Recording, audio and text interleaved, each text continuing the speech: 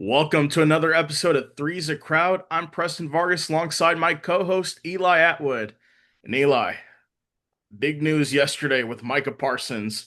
Why don't you start us off? Yeah, big news is Micah Parsons going to our division rival, the Packers.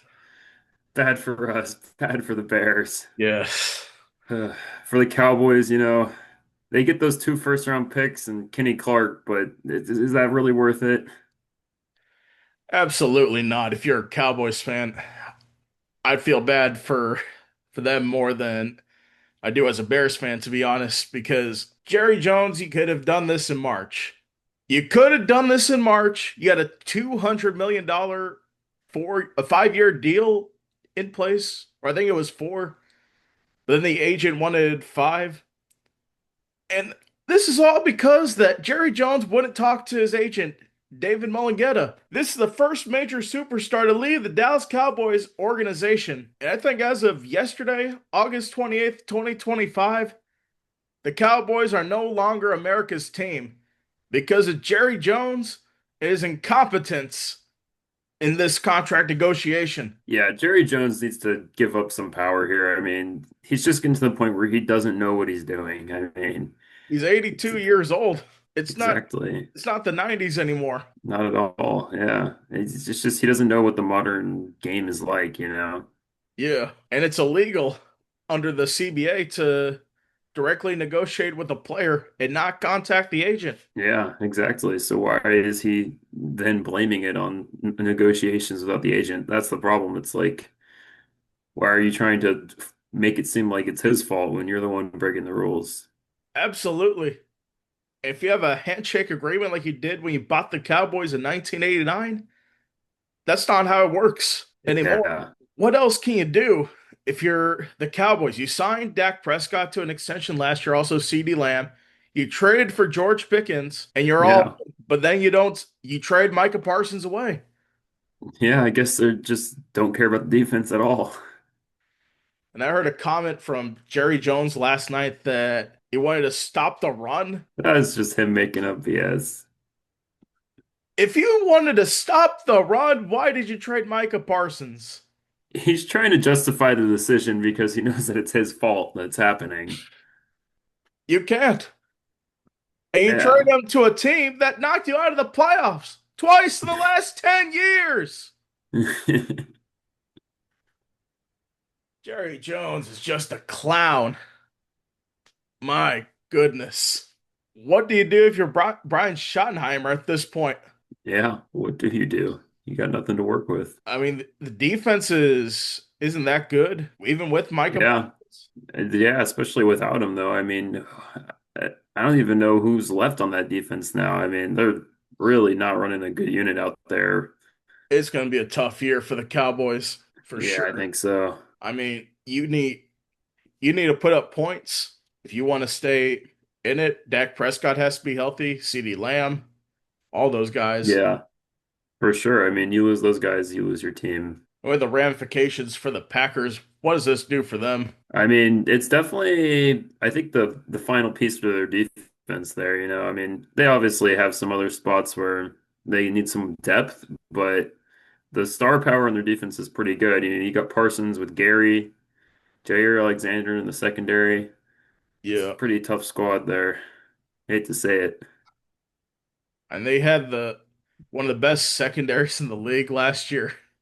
Yeah. Oh, it's gonna Now be you have a good D tough. line. Caleb Williams is going to be getting killed this year. I got a feeling.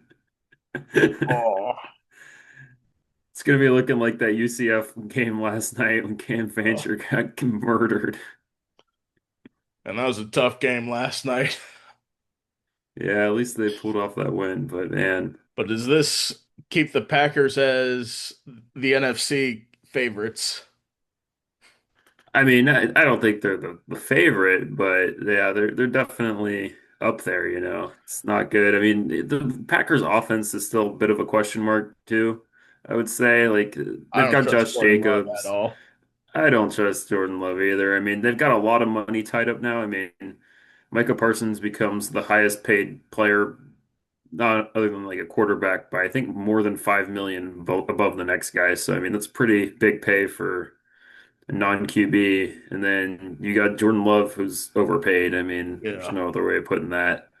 That's a lot of their salary cap tied up in two guys. So if those guys go down, if they don't end up being the same as they once were a couple years ago, I mean, Micah Parsons obviously will probably continue his success. He's been one of the more consistent players in the league, but you could definitely end up in a situation where they're not good. They lost their first round picks. I mean, if those Yeah. guys go down, they're screwed. And that's another thing with the Cowboys and those first round picks. It's not Jerry Jones trying to say that's going to be the Herschel Walker trade. You're probably going to get a mid to high 20s pick. Yeah, That's the more than thing. likely. I mean, unless something really bad happens there in Green Bay, that's what you're looking at. I agree. If Jordan Love has a 30 interception season, Yeah, he it's turns into possible. Jameis Winston, maybe. A 30 for 30 season. Yeah. But the Packers, I think they're the favorites in the North, but I think the Bears can win the division. There's a path for Yeah, I Minnesota. think the North is pretty wide open, but I would give the slight favor to the Packers also after this trade. But I mean, the Lions, I think they take a step back losing both their coordinators. Yeah, that's the biggest problem for the Lions. Will they be able to keep up that success without their coordinators, especially on a team where I feel like the coordinator made a lot of the difference on offense, you know? Yeah, if you look at it with Jared Goff, I mean, the last few years he had Ben Johnson as his offensive coordinator, and he did well. Yeah, He was with the best few Rams. He years of had his Sean career. McVay. Yeah. And I granted, mean, and Sean McVay is one of the best play callers in the league too, and if he's not performing well under Sean McVay, it's not a great sign for how he's going to perform here with the new offensive coordinator either, you know? I mean, and Jared Goff's rookie season with the Rams in 2016, he wasn't great. Granted, they didn't have much around him, but once McVay got in, he went on a different level, became a different quarterback, took that next step. yeah, but I think he really took another step here with the Lions though too. Yeah, for sure. With those weapons like Amon-Ra St. Brown, Jahmyr Gibbs, David Montgomery. Yeah, for sure. A lot more options. Jameson Williams. Yeah, but their defense is still solid with Aiden Hutchinson. Yeah, for sure. I mean, if he stays healthy, I think their defense is going to hold up for a few years. They have good depth too on the defense too, which is pretty important in the modern NFL. Yeah. So Ben Johnson, he came in as Lions offensive coordinator in 2022, and si- and that's the year where they start off slow, but then finished strong. I think they had like they were 8-9 that year or something, and then the next year they just really took off under Ben Johnson, Dan Campbell. Yeah, The 2021 season with Goff, didn't they go like 0-10, 0-11 before something winning? like that. Yeah, that was a rough year, I think. Yeah, for sure. Then the Minnesota Vikings with JJ McCarthy as their That's the quarterback. biggest question mark there is what's McCarthy going to look like? You're gonna be without You don't Jordan really Addison. know. You're gonna be without Jordan Yeah, Addison for 3 games at least. but they do have Thielen now. They just traded for Thielen, so that'll probably at Isn't least, he? Isn't Thielen washed at this point? I mean, a little bit, but he's not going to be taking wide receiver one duties, so I think he'll be all right. You know, he's still a good player. You know, he still puts up good production. Yeah, I agree with that. He's still a good contributor, maybe as like a third Yeah, receiver. yeah, exactly. And I think he'll fill in fine as the second for a few weeks. Then we'll see how Brian Flores' defense is this season. I don't Yeah, really I mean, trust defense has them been that pretty much. good past few years. You know, Brian Flores is one of the better defensive play callers in the league.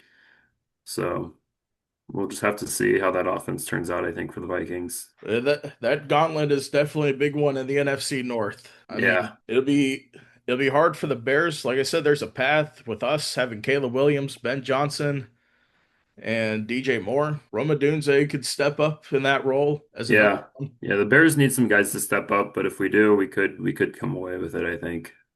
I think so too.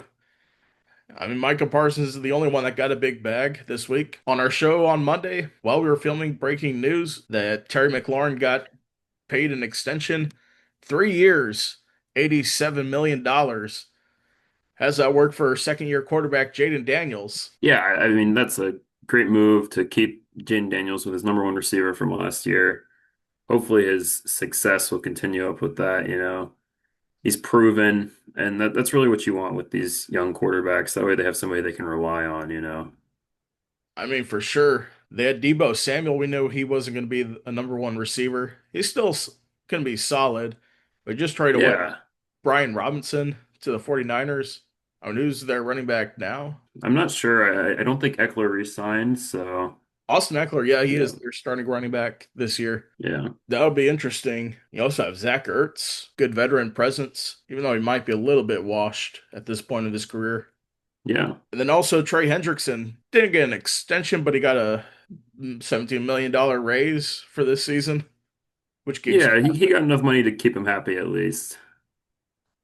I mean, what does this do for them going into next season? This is just to keep him from holding out. I mean, the Bengals, they're on a roller coaster of a team, you know. I mean, they've got so much money tied up in their top players. If they lose them, they don't have a lot there. So they really got to keep these guys around and happy. So hopefully this will buy some time for them to work out a long-term deal. I think the main reason why it took this long was because they signed T. Higgins to a big contract extension when they already had Yeah, they Jamar did, Chase. which that's definitely a questionable move. I mean, he's one of the top wide receivers in the league. He'd be a wide receiver one on most teams, you know.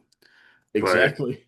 on the Bengals, you're paying him wide receiver one money to be the wide receiver two. With T. Higgins, he could have in the offseason or before they re-signed him, they could have traded him for like a couple one first round pick, maybe two, or like one first round pick and then multiple second and third round picks.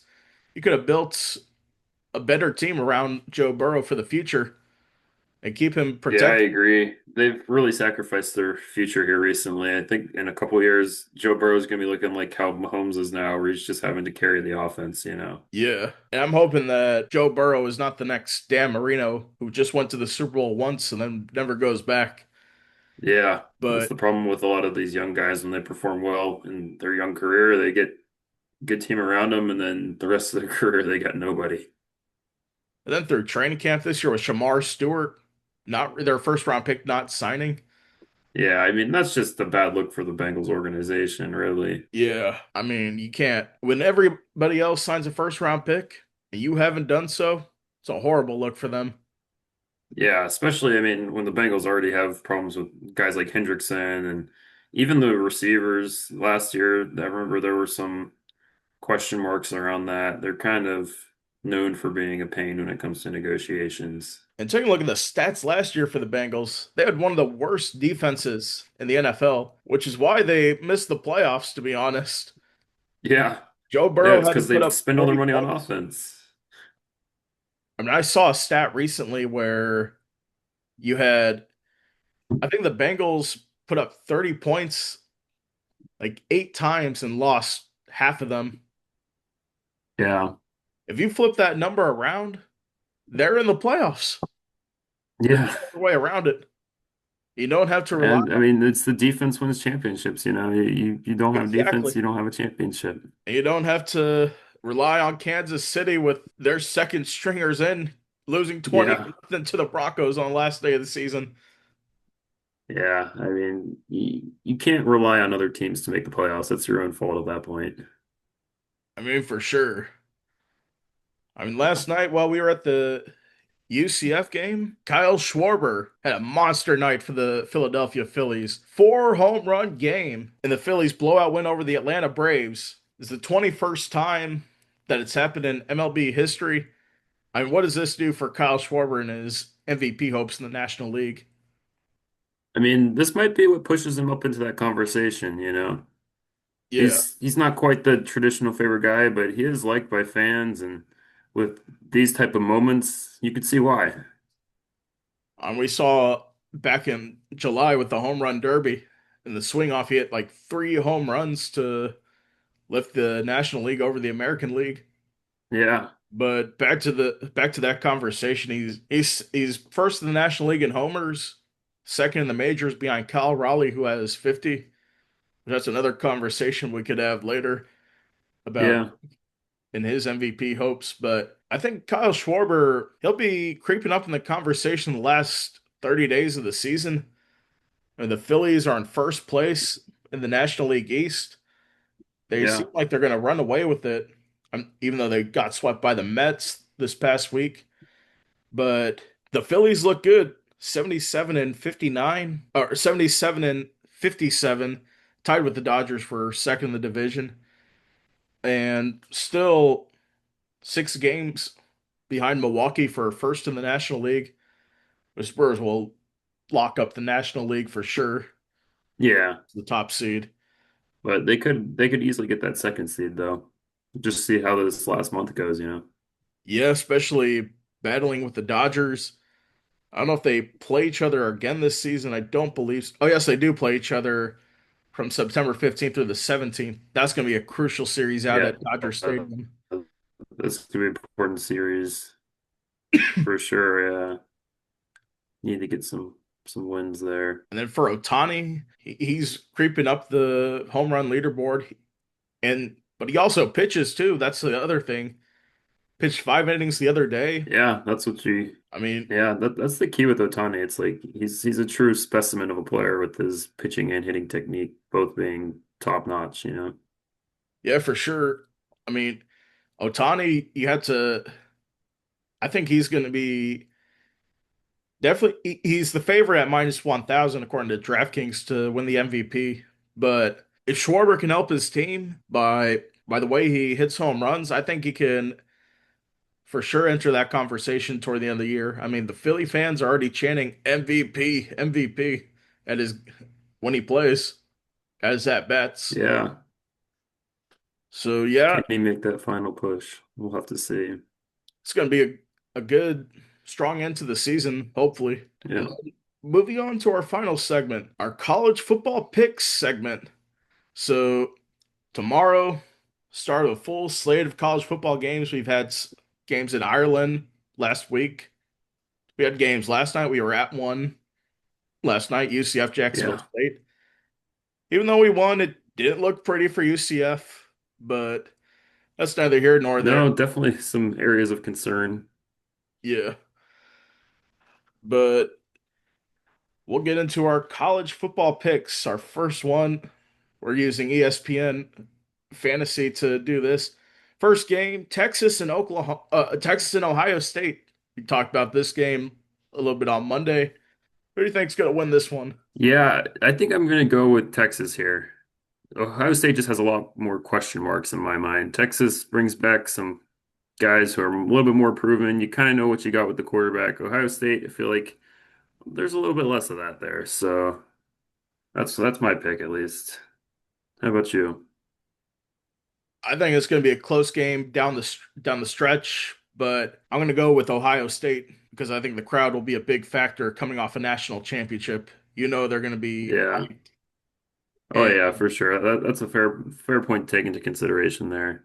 and Texas is on the road for their first game of the season. Yeah. Northwestern and Tulane, that's a noon game on Saturday. What you got there? I think I'm gonna go with Tulane here. I mean, Northwestern hasn't been much the past few seasons. Yeah, I'm going to go with Tulane as well. They're one of the best group of five teams in that conversation for that college football playoff spot. I'll go Yeah, with they did them. lose their quarterback this year from this past season, but I think they'll Yeah. still continue to be successful without. Then a group of five game UTEP Miners and Utah State Aggies. Don't I think know. this one's a no-brainer. Got to go with Utah State. UTEP has been atrocious the past Yeah, for many sure. years at this point. Utah State, that's an easy one. We'll go from a small game to a big game. LSU and Clemson from Death Valley, which is the real Death Valley. I think I'm gonna go with Clemson here, take the home field advantage when you can get it. They had a little bit of slightly better season last year. We'll see what happens. Well, LSU, not the best at winning week one anyways. I think we'll see both these teams in the playoffs. But will the real Death Valley please stand up? And that is Clemson. There we go. Georgia Southern and Fresno State. Interesting game there in the group of five. Yeah, I mean, honestly don't know a ton about either of these teams. I do think Fresno State has had some success recently. They're at home. They I'm gonna played go ahead and go with Fresno State. they played in week 0 and lost. They lost That's a to great Kansas on the point. road in a blowout, which Kansas is on the come up for in the Big 12. But I think going Yeah, I against mean, Georgia Southern, give me Fresno State. there we go. And a little bit of after dark action. This is tomorrow at 10:30. Hawaii versus Arizona. Hawaii coming off a big win week 0 against Stanford. Yeah, I mean, they got the big win last week, but Stanford's not that great. I'm taking Arizona all day in this one. I'm taking them too. They're coming to the mainland for the first time this season against a Big 12 opponent. And then we Yeah, it's go gonna be a from tough one. a former Pac we go to a former Pac-12 matchup, Cal and Oregon State. Yeah, one of these teams got moved up to the Power Five or Power Four now, Yeah, and I don't care. I'm still taking Oregon State I'm taking Oregon State. They're the better team over California anyway. for sure. And they're at home. I They're going to mean, you get can't really lose they're with at that. home. Yep. They're going to get revenge over California for leaving the conference. Yeah. Another former Pac-12 matchup, week 1, Utah UCLA at 11 p.m. Saturday night. Yeah, so I think this will be a pretty good game. Utah's had some success recently. UCLA, they've got some big transfers with Nico Iamaleava, and I think there was another guy too who went there. But I think I'm still going to go with Utah. They've got the proven track record. Yeah, I'm gonna stick with Utah. UCLA, they're that team that has expectations. You might pick them as an underdog. They always disappoint. I'm taking Utah. I Yeah. go to Sunday, Virginia Tech and South Carolina. Yeah, I mean, this one's no brainer. At home, give me South Carolina. They're not number 13 for no reason. Well, this isn't a home game. They're playing a neutral site in Atlanta against Virginia Oh, is Tech, it? but still, give me South Carolina. Either way, doesn't change my pick at all. Then a big game down on South Beach. This is the final one, Notre Dame and Miami. Yeah, this is definitely going to be one of the games of the week here. Probably the second best game. I think I'm going to go with Notre Dame, even Uh, going on the road. Miami's got little to no home atmosphere anyways, so it's not yeah. going to make a big difference. Pick the team that I have more confidence in. Notre Dame made the national championship last year, but I think I'm gonna go with Miami. They got Carson Beck in. Is a solid quarterback. Been looking good in camp. And also my dad's gonna watch this video later. So I'm picking Miami. You don't want to get punished. All right. So the picks are in. That's gonna do it for today's show. Join us again on Monday for another one. With Eli Atwood, I'm Preston Vargas. Thank you guys for watching.